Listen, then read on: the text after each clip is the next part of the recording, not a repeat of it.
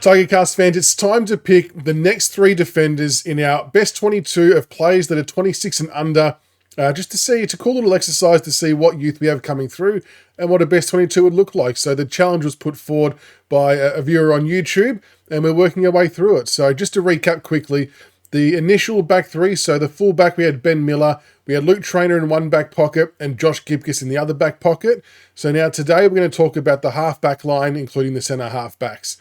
So the centre half-back, we'll just get stuck straight into it. Centre half-back, I've gone with Noah Bolter. Now, I'm not even sold on what part of the ground he's going to play in yet. I mean, that's just me personally. Adam Uze said to me straight out in that press conference that he sees him as a defender.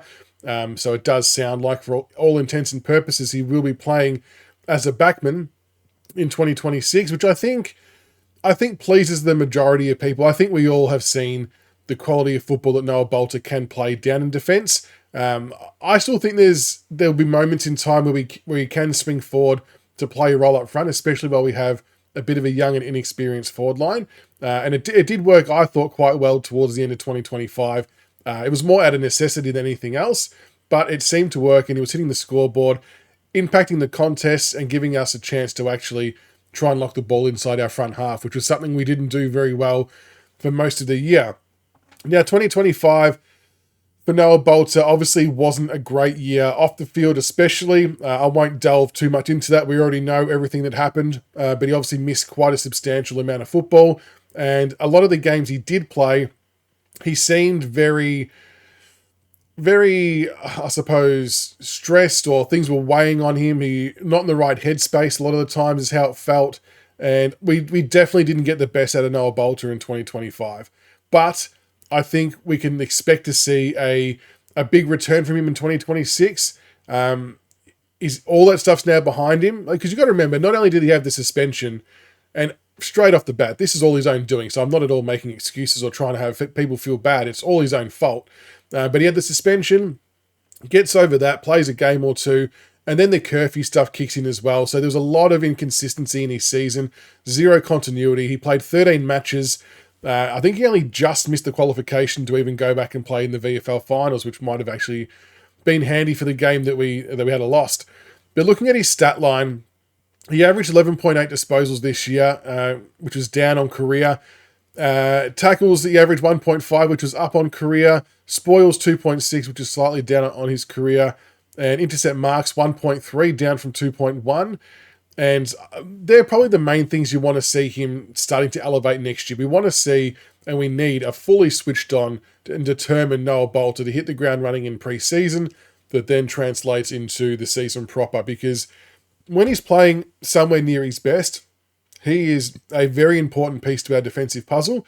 We all know he's a booming kick of the ball, can clear zones, would rather him not kick the ball too short. He's better off just bombing it long.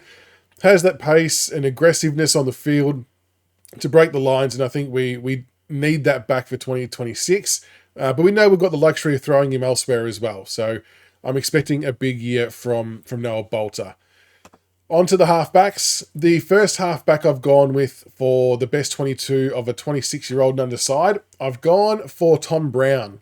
Again, he's actually one that could play multiple positions. I do think we are going to settle with him being in the halfback line long term, and so it just makes sense to name him there. Although I've been on record as saying that I wouldn't be totally against seeing him float forward at times, just to utilise his weapons a bit more. But Tom Brown played 23 games this season, which was a really good return. He obviously had that massive moment in the West Coast game at the G where he had the rundown tackle at the end that got us the win, which was huge. But I guess what I'm looking for Tom Brown in 2026, for me, it's about using his skill set to the best of its ability. We know he's a great kick of the ball. It's got penetration, it's accurate, it's flat, it's fast, not afraid to take off dangerous kicks, but we just don't seem to get the ball in his hands enough. So I want to see that for 2026 and beyond, but I think he's an absolute no-brainer to go onto the half-back line for this particular team. And I really do think that long-term, in the fully fledged squad, that he will be there for many years to come. His season averages, he averaged 14 disposals, which is a little bit down. His meters gained was up 317.1 meters. So that's probably the main stat you want to see improve. If you can have him and Banks operating in tandem, That would have been kind of nice. But yeah, Tom Brown in for a halfback spot in this particular side. The other halfback spot, I guess, will be no surprise to anybody based on what we've seen this year, goes to Sam Banks, who is, I think he's going to win the most improved player or the best young player if he qualifies for that. Any one of those awards, I think he will be in line for. He had a super season. I know he didn't start on the halfback line at the start of the year, but with Shorty going out, it presented opportunity and he took it with both hands. Averages 21 disposals this year, which is up on his career.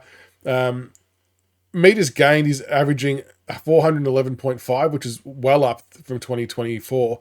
So he's really taken to that role quite well, and it seemed a very, very obvious choice for him to be the halfback in this particular team. So that is the back six done and dusted for this side. Best 22 of 26-year-olds and under. I'll pop the back six up now. Let me know what you think in the comments below. Do you agree with that back six?